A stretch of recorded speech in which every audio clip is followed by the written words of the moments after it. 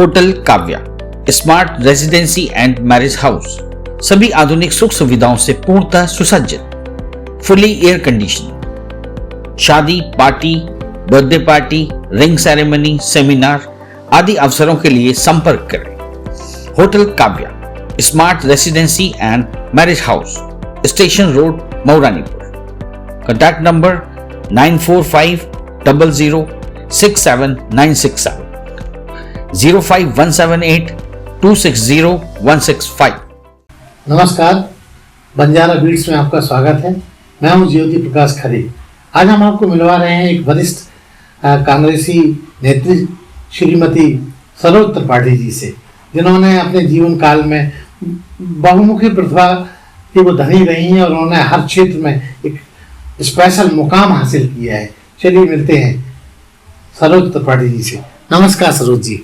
नमस्कार जी, मैं सरोज त्रिपाठी।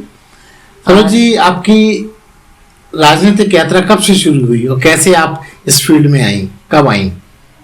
जी, मैं देखिए आपको बताऊं कि सन 1984 में मैंने कांग्रेस की सक्रियता सदस्यता ग्रहण की और मुझे उस समय के मंत्री ओम प्रकाश रिछारिया जी ने प्रमोट किया।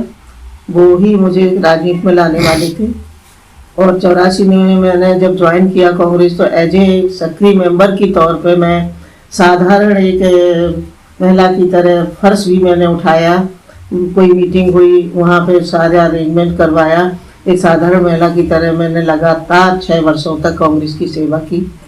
उसके बाद फिर मैंने कांग्रेस का 90 में जाके मुझे महिला कांग्रेसी जिलाध्यक्ष बनाया गया। जिलाध्यक्ष बनाया तो फिर मैंने पूरा महिला मंडल, पूरे झांसी मंडल का यहाँ पे सेमिनार करवाया।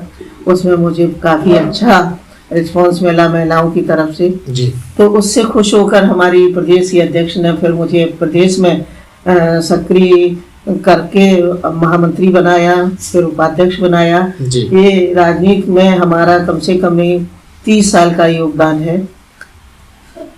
इसके अलावा मैंने इसके अलावा शुरुआत में सन 84 से पहले मैंने अंधता निवारण संघ, भानु सहाय जो यहाँ के अध्यक्ष थे, उनके साथ जुड़ के सामाजिक गतिविधियों में सहयोग किया। अखिल भारतीय जन सुरक्षा समिति भी मैं उपाध्यक्ष रही, अखिल भारतीय जन कल्याण समिति भी मैं महामंत्री रही, वीरांगना महारानी झांसी फाउंडेशन में ज्ञानी तिवारी के साथ में महामंत्री रही।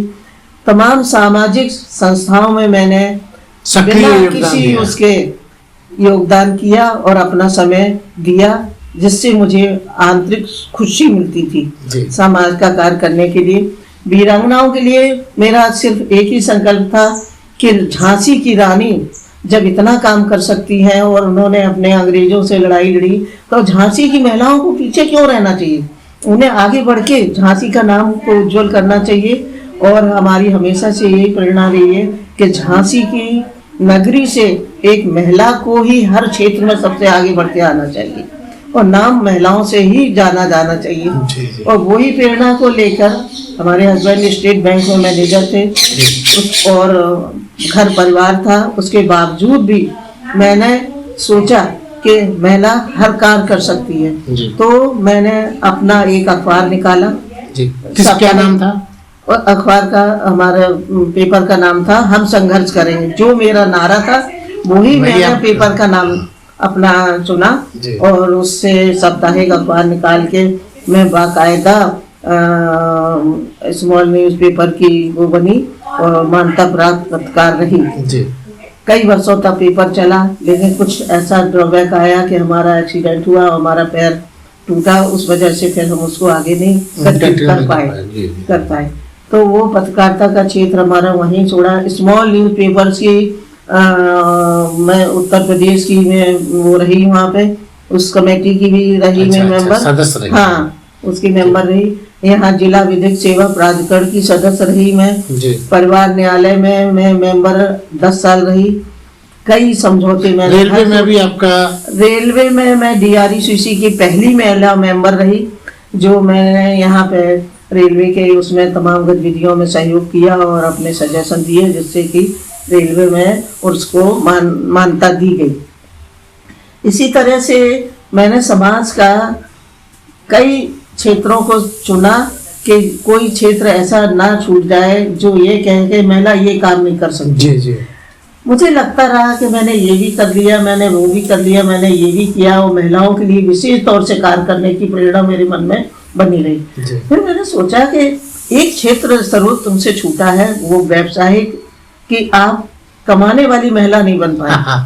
तो मेरे मन में ये पीड़ा रही, तो मैंने उसको पीड़ा को अपने मन से कि मैं ये नहीं कर सकती, हमने कहा हम ये भी करके दिखा सकते हैं। तो मैंने मैक्स लाइफ ज्वाइन की और उस मैक्स लाइफ में आज हमने 15 साल से अनवरत कार्य कर रहे हैं।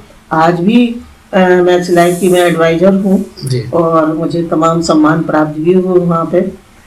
ये सब चलते चलाते घर परिवार को देखना। और कौन कौन है आपके परिवार में? मेरे परिवार में हमारे पति के साथ साथ मेरी 2 पुत्रियां हैं और एक बेटा है। मेरी बड़ी बेटी ने शायद उसके अंदर हमारी जीन्स आए कि समाज को प्रेरणा कुछ अलग क्षेत्र से देना थी, तो वो एनिमल लवर है और उसने इतनी ज्यादा उसके अंदर ये है जानवरों के प्रति संवेदना कि हाँ कि वो उसने अपना पूरा जीवन उन्हीं की सेवा में लगाने का निर्णय लिया और शादी तक नहीं की। हालांकि माँ बाप होने के नाते पीड़ा हमारे अंदर है कि भाई शादी करने के बाद भी आप ये काम कर सकती हैं, लेकिन वो जो कर रही हैं वो वही अद्भुत है। हाँ अद्भुत है। देखिए वो शादी इसलिए नहीं कर पाई कि उन्हें इस तरह का कोई लाइफ पार्टनर नहीं मिला तो इसका मैं सहयोग करने के लिए हाँ करता, तो इस वजह से उन्होंने अपना जीवन उन्हीं के लिए समर्पित किया। मेरा बेटा है, वो अच्छा जॉब कर रहा है और आजकल ऑनलाइन झांसी में ही है। तीसरी बेटी आपकी? सेकंड नंबर की बेटी थी, बेटा सबसे छोटा है। तीसरे नंबर की बेटी शादीशुदा है, अपने घर परिवार में बहुत खुश है। उसका हस्बैंड भी उसके साथ में बड़ा कोऑपरेटिव है। मुझे बहुत अच्छा दामाद मिला, बहुत अच्छा परिवार मिला। उसके भी एक बेटी है, अपने जीवन में वो बहुत खुश है। दोनों प्रोफेसर है। हाँ, कहाँ पे हैं वो आजकल? वो गाजियाबाद में दोनों MBA कॉलेज में प्रोफेसर है। अच्छा सा जीवन चल रहा है उनका। परिवार में सब सुखी होने के नाते मुझे अच्छा लगा कि मैं अपना पारिवारिक जीवन भी ठीक से निभा पा रही हूँ। उसके बाद मुझे लगा कि अच्छा, मुझे जहाँ तक पता है आप मंच पे भी आपने काव्य पाठ वगैरह किए हैं, उसका भी उल्लेख कीजिए। नव चेतना साहित्य कला संस्थान की मैं अध्यक्ष रह चुकी हूँ। हमारे साथ में करीब 50 कवि लोग थे जिसकी मैं अध्यक्ष बनाई गई और हर मंच पे जाके कविता पाठ किया। मैंने अपनी किताब भी निकाली नवचेतना साहित्य कला संस्थान की ओर से। उसमें तो सरोज जी, अगर आपको कुछ उस दौर की आपकी कोई कविता याद आती हो तो हमें दर्शकों के साथ कुछ पंक्तियां शेयर करें। देखिए ऐसे तो मुझे याद इसका एक समय गुजर गया है। लेकिन मैं सिर्फ जो आपको याद आती हो आपको बताती हूँ। राम के काल में बस एक अहिल्या ही थी। राम के काल में बस एक अहिल्या थी, पर यहाँ तो नगर के नगर और डगर के डगर। पत्थर की अहिल्या थी। अब यहाँ झांसी में तो हर जगह आपको पत्थर के नगर और से। तो राम के काल में बस एक अहिल्या ही थी, पर यहाँ तो नगर के नगर और डगर के डगर। इसी तरह से मैं दूसरी एक कविता की लाइन सुनाती। तन सजाने में इतना समय लग गया कि मन सजाने का समय ही नहीं मिला। तन सजाने में इतना समय लग गया कि मन सजाने चले तो समय ही बीत गया। तो इस तरह से मैंने बहुत एक कविता कहाँ आपने मतलब कविता पाठ किया? देखिए मैं झांसी के शहर के बाहर कभी नहीं गई कविता पाठ करने के लिए, लेकिन झांसी में हर ओकेजन पे हर जगह हम लोगों का वैसे तो हर 15 दिन में गोष्ठियाँ हुआ करती थी हमारे संस्थान के ऑफिस में। और फिर जहाँ कहीं भी हम लोग बुलाए जाते थे बराबर मंच पे बहुत सम्मान मिला मुझे, और हर क्षेत्र में सम्मान मिला। कोई क्षेत्र ऐसा नहीं है जहाँ मुझे ऐसा लगा हो कि सरोज तुम इस जगह गलत आ गई, तुमको इस जगह पे सम्मान नहीं मिल रहा है, तुमको नहीं आना चाहिए। मुझे हर फील्ड में बहुत सम्मान मिला, और सबसे बड़ी उपलब्धि मेरी यही है कि मैं अपनी आत्मा से संतुष्ट हूँ कि मुझे हर जगह सम्मानित किया गया। मुझे आज लोग बहुत ही श्रद्धेय आदर के साथ से देखते हैं, बहुत अच्छी उससे देखते हैं। कभी कहीं ये नहीं कहने का आया कि ये बेकार, अरे ये बेकार, इस तरह से फीलिंग कभी किसी के दिल में नहीं आई। और यही मेरी जीवन की सबसे बड़ी उपलब्धि है कि मैं अपने मन से संतुष्ट हूँ कि मैं जहाँ काम किया मैंने सफलतापूर्वक किया और मैं उस जीवन में असफल नहीं रही। आप कुछ मिशन का उल्लेख कर रही थी, ये चर्च से संबंधित। हाँ हाँ, देखिए मैं हमारे बिल्कुल करीब घर के नज़दीक सेंट जूड चर्च है, लेकिन जब ये हम यहाँ रहते भी नहीं थे, ठोकरबाग में हमारा आवास था, उस समय से मैं सर्वधर्म सद्भाव समिति से जुड़ी रही और उसकी उपाध्यक्ष रही। बल्कि ये अतिशयोक्त नहीं होगी कि उसकी फाउंडर मेंबर मैं रही हूँ। फादर पीटर सेल्विन थे उसको बनाने वाले, तब मैं उनके साथ जुड़ के मैं उसमें उपाध्यक्ष रही और बरसों अनवरत, और आज भी मैं उसकी मेंबर हूँ और बुलाई जाती हूँ हमेशा सम्मान पूर्वक। और मेरे दिल में भी समाज के जितने भी वर्ग हैं सबके प्रति सम्मान है। एक ब्राह्मण घर में जन्म लेने के बाद भी मुझे ऐसा नहीं लगता कि मुस्लिम लोगों के साथ बैठ के मुझे नहीं खाना है या उनको हेय दृष्टि से देखना है। हमारे लिए जैसा मेरी कांग्रेस पार्टी का एक भाव है कि सारे लोग बराबर हैं, सबको लेके चलना है, वो मेरी आत्मा से जुड़ा हुआ ही ये है कि हमारे लिए भारत की जितनी भी जातियाँ हैं सब मेरे लिए एक समान है, ना कि ब्राह्मण ऊंचा या ठाकुर ऊंचा या ईसाई छोटा या मुस्लिम छोटा, सब बराबर। सरोज जी, आपका राजनीतिक जज्बा, सोशल जज्बा हमने देखा सुना आपसे, आपका और ऐसा कोई शौक जो लोगों को पता ही नहीं? नहीं, वो ऐसा कोई हमारी विशेष रुचि नहीं थी, लेकिन ये है कि हाँ, हम अपने आप को सिर्फ ये समाज में प्रस्तुत करना चाहते थे कि महिला किसी से कम नहीं है। पुरुष वर्ग आज जो प्रोमिनेंट हमारे बना हुआ है कि पुरुष ही सर्वशक्तिमान है और पुरुष जो चाहे वो कर सकता है। मुझे प्रेरणा पता नहीं क्यों महारानी लक्ष्मीबाई की नगरी में ये मिली कि महिला किसी से कम नहीं है और जो महिला कर सकती है वो शायद कहीं कहीं पुरुष भी ना कर पाए। तो क्या आपका जन्म स्थली भी झांसी रही? जी नहीं, हाँ, मैं आपको ये बताना चाहती थी कि मेरा जन्म स्थान औरैया, इटावा जिला जब हुआ करता था वहाँ हुआ था और मेरी शिक्षा दीक्षा मैंने BA भी वहीं औरैया से किया। उसके बाद फिर मेरी सन 70 में शादी हुई। शादी के बाद झांसी में आई। झांसी के बाद मेरी एक बच्ची जब हो गई उसके बाद मैंने B.Ed किया, MA किया।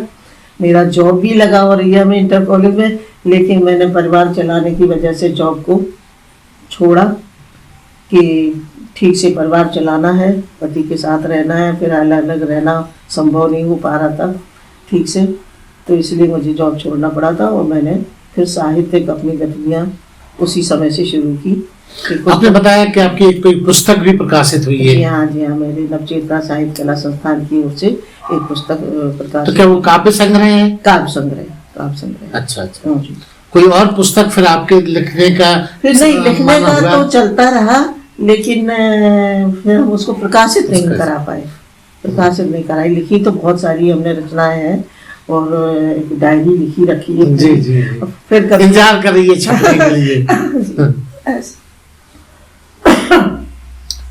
यही है सर, और कुछ नहीं है। आपका नहीं, मैं एक सवाल और आपसे पूछ रहा हूँ कि इन दिनों जब कांग्रेस की स्थिति बेहतर नहीं दिख रही है तो आपको कैसा फील होता है? क्योंकि आपके दौर में कांग्रेस उफान पर थी। नहीं सर, मैं ये यहाँ आपसे थोड़ा भिन्न हूँ। मैंने जब कांग्रेस ज्वाइन करी तब भी कांग्रेस सत्ता में नहीं थी प्रदेश में, हाँ केंद्र में थी, लेकिन हमारी यूपी में कांग्रेस की हालत हमेशा से खराब रही जब से मैंने ज्वाइन किया। मेरे ज्वाइन करने के बाद में मुलायम सिंह की सरकार रही, मायावती की सरकार रही, कल्याण सिंह रहे, लेकिन कांग्रेस का पदाधिकारी नहीं रहा। उस समय मैं झंडा उठा के कांग्रेस के नाम को मैंने अलग जगाई जाती हूँ। हर वक्त कांग्रेस के लिए महिला कांग्रेस ही खड़ी रही, रोज आए दिन धरना प्रदर्शन और काम करती रही महिला कांग्रेस उस समय। तो कांग्रेस को बेहतर समय भले ही नहीं है, लेकिन कांग्रेस का कोई विकल्प है ही नहीं, और आज नहीं है तो कल के दिन कांग्रेस तो आना ही है। ऐसा नहीं है। भले ही ठीक है, मैं मानती हूँ कि इस समय जो काम हो रहा है ठीक हो रहा है और अच्छा है, लेकिन कांग्रेस को तो कोई कभी हटा ही नहीं सकता। जी। वो तो देश में सबसे पहली बड़ी पार्टी है और वो ही अंत में रहना है। जी। सरोज जी, अब नया साल शुरू हुआ है, कुछ आपके नए प्रोजेक्ट्स होंगे, नई सोच होगी, नया आप क्या नया सोचती हैं देश के लिए, प्रदेश के लिए और समाज के लिए? देखिए साहब, मैं यहाँ पे थोड़ा सा सत्य बोलना चाहती हूँ। हमारा स्वास्थ्य थोड़ा सा इस समय ठीक नहीं रहता है, तो मैं ये सोचती हूँ कि अब जीवन के अंतिम पड़ाव पे जो अधूरी पारिवारिक वो रह गई हैं जिम्मेवारियाँ, बेटी की शादी करना है, बेटी की शादी करना है, उनको पूरा करें। उसके बाद माँ का अध्यात्म, अच्छा। हाँ, एक अध्यात्म का क्षेत्र अभी छूटा है, हाँ। जो सारी जिम्मेवारी करने के बाद पूरा किया जाता है, बस उसी का इंतजार कर रही। सरोज जी, हमारा जो चैनल है ये सोशल प्लेटफॉर्म है जी। और ये लोगों को इन्फॉर्मेशन और सूचना देने वाला चैनल है। जी, जी। अपने माध्यम से आप हमारे दर्शकों को क्या संदेश देना चाहेंगे? देखिए, मैं तो यही कहना चाहती हूँ कि अपने लिए जिए तो क्या जिए।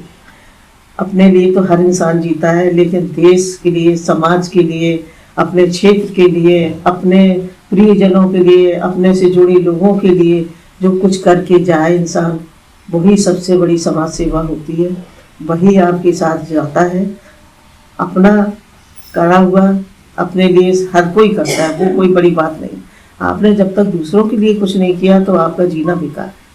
कुछ तो करिए आप समाज के लिए, कुछ तो छोड़िए अपने आगे आने वाली पीढ़ी के लिए, कि आप उसको याद चिन्हों पर चल सके हैं कि मेरी माँ ऐसी थी, मेरे परिवार के लोग ऐसे थे, एक उदाहरण बने आप अपने घर परिवार के लिए, समाज के लिए। कुछ तो जीवन में ऐसा करना ही चाहिए। जरूर।